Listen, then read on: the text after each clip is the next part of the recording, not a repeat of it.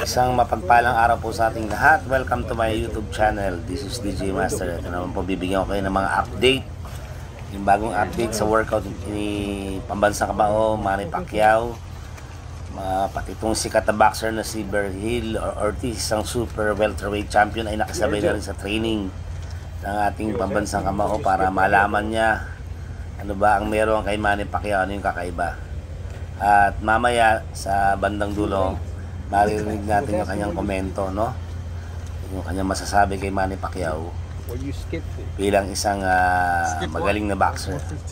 So panoorin po natin kung gaano kalaking tinakbo nila Manny Pacquiao kasama yung kanyang buong team at yung ibang mga boxer yan. Isa si Berhil Ortiz na sikat na super welterweight champion po ay nakisabay na rin para malaman niya ano bang kakaiba sa ating pambansang kamao. Yan po, panoorin po natin mga ka-DJ.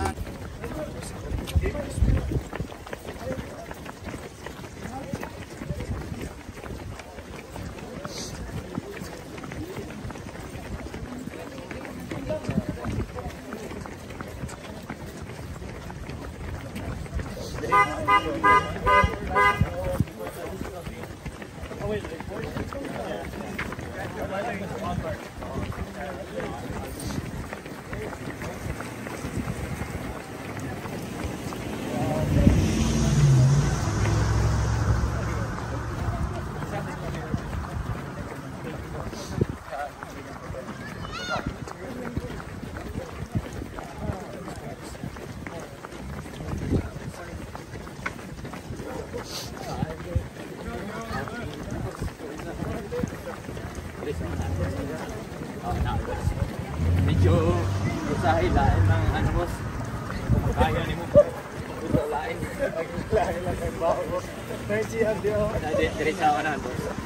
Pero usahay mas usahay mo walaan mong kaiyo ang sulod ka dito. Oh. Dito sa mo. Tama ba Gomer? Tama. Testing mo balik mo isa ka ba?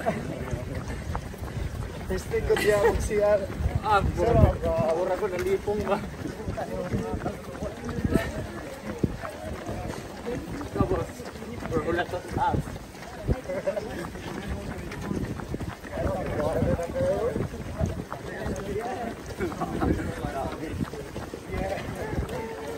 Yo, Team Pacquiao Battalion. Battalion na eh. Kaya yung batalyon. Sana pa, barangay Team Pacquiao.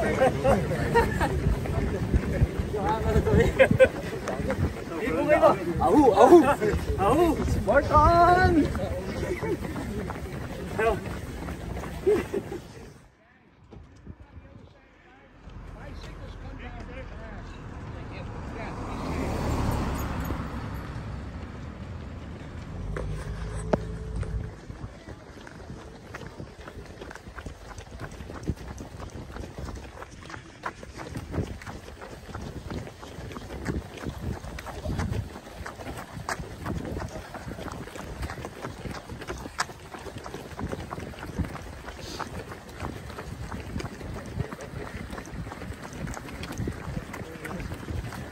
Sa totoo lang mga ka-DJ, hindi biro itong tinakbo ng ating pambansang kamao na si Manny Pacquiao, no? Malayo, tsaka pataas siya mga ka-DJ.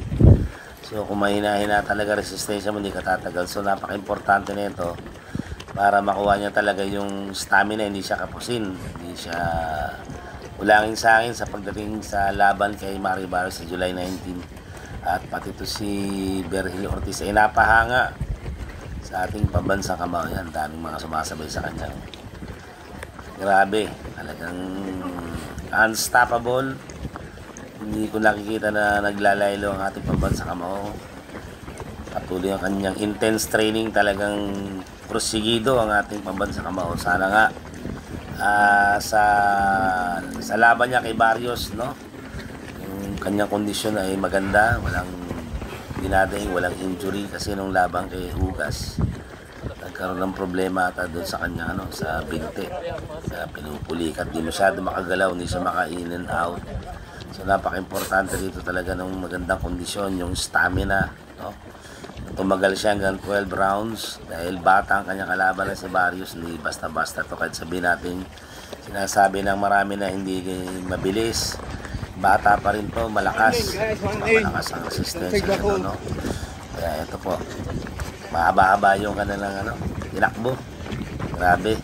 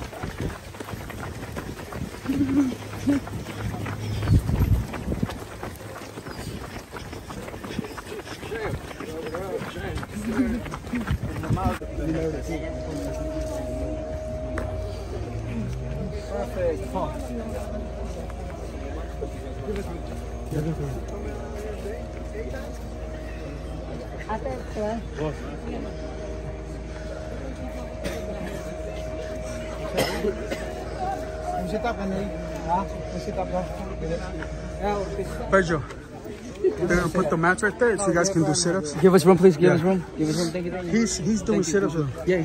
No, he's gone. He's good. Oh no, okay, all right. I might have to. Yeah, all right. You fought Mean Machine, right? Yeah. I was sparring with Mean Machine when you were fighting him. Oh, yeah? Yeah. You spar him too, no? Yeah. Okay. Sometimes, yeah. Fuck it, it's hard, huh? Yeah, it's Mga hard. DJ yung I gotta go. How many rounds did you spar with Mean marks Machine? nung About 10 rounds. We'll spar Monday, Wednesday, Friday. Was in the whole camp with him. So it's hard, strong.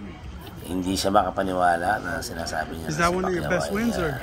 The hardest one. He's good, he's fast, nakikita na. I think that's the first fight where you were rocked a little. Magbabago sa ating pambansang kamao. Magaling yan si Beryl Ortiz.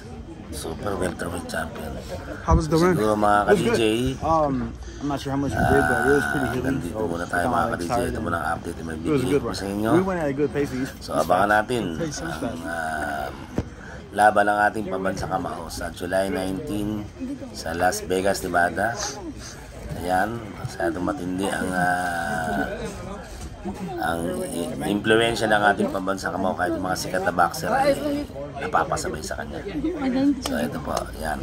So pansamantala nagpapaalam po si DJ Master, nagsasabing laban lang. God bless you all. See you on my next vlog. Bye.